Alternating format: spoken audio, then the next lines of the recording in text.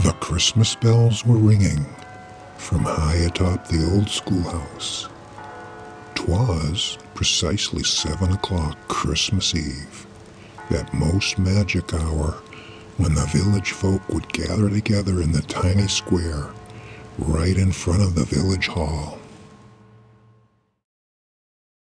Once assembled, this small and festive group would wait till they could wait no more, for someone of sufficient station and stature to throw the switch and bring to light their magnificent 20-foot living evergreen, igniting an enthusiastic chorus of oohs and ahs.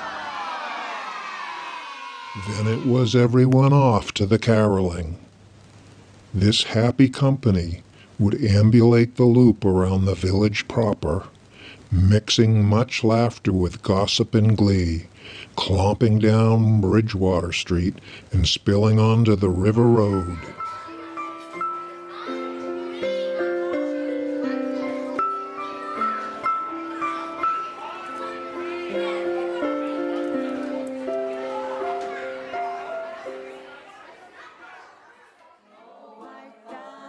With frequent stops to deliver a stirring carol here at Gert's, or there at Ida's or Hollis's house, they continued all the way round, past the Livery and Yacht Club, and back to the hall.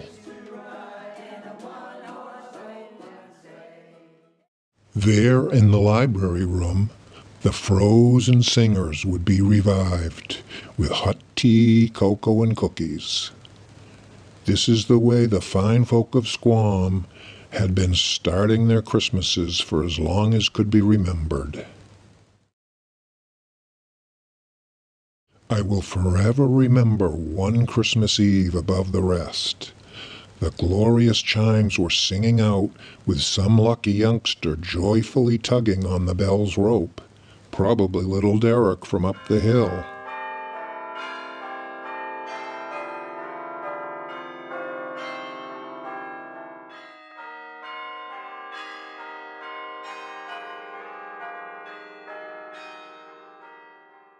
Making my way through the narrow lanes that wind around Adams Hill, I was dazzled by the beauty of the island village below, its salty streets dotted neatly with sparkling white cottages. There was no snow on the ground and not a flake in the sky, but Christmas was twinkling everywhere in the air. The pungent aroma of wood fires, cedar trees, and holiday baking wafted over the rooftops. Nearing the footpath to Copeland's quarry, I was startled to see Santa Claus. There he was at the top of the road, not on a sleigh, but perched boldly on a bright red motorcycle.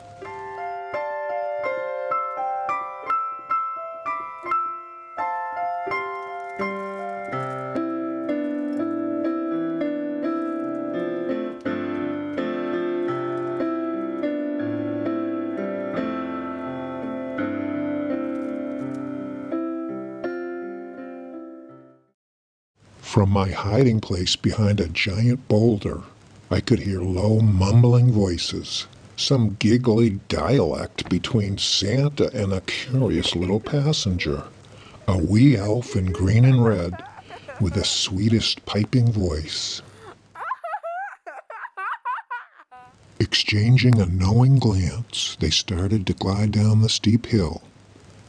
As I flew after them through Hallie's yard, I could see the pair cross Walnut Street, float down Rogers Lane past the square, and on to Bridgewater Street. I ran through the old schoolyard and across to the end of Secret Arbor Street, where I could see Santa and the Adling resting near the footbridge to my left, and the carolers already up Lobster Cove by Kenny's Market to my right.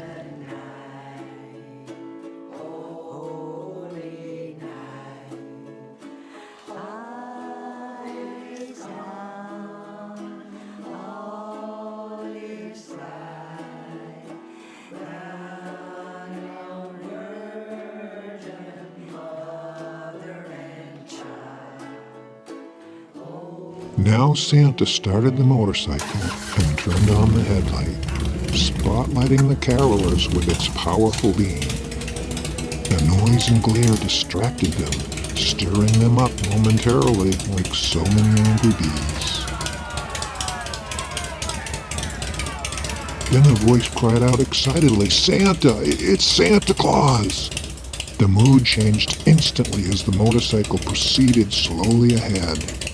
The throng now welcomed them and parted to let them through.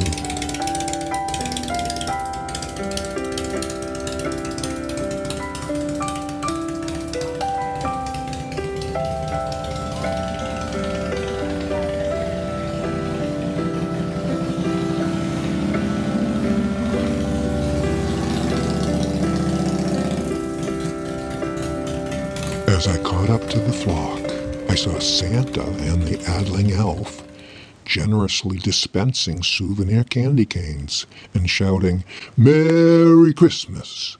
Merry Christmas!" And I knew that this surprise visit was a memory that would always be treasured.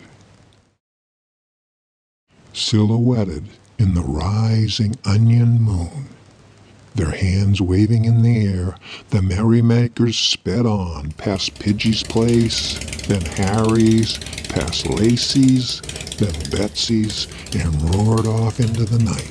Merry Christmas.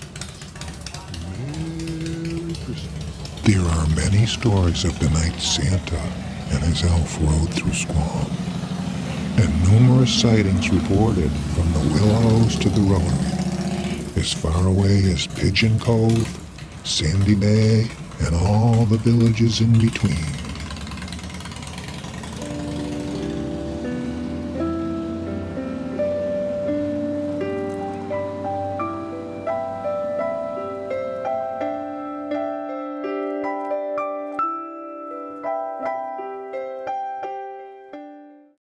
The Squam Santa is based upon the recollections of a resident of Annisquam, Cape Ann, Massachusetts. Dedicated to Olivia Joe and children of Christmas everywhere.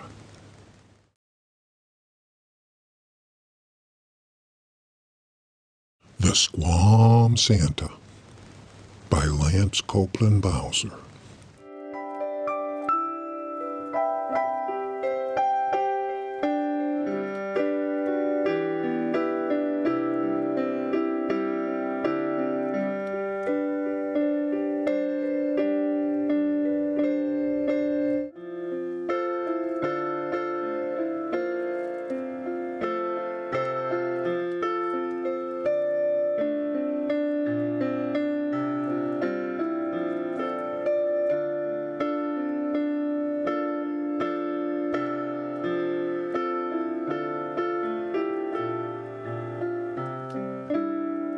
Merry Christmas. Merry Christmas.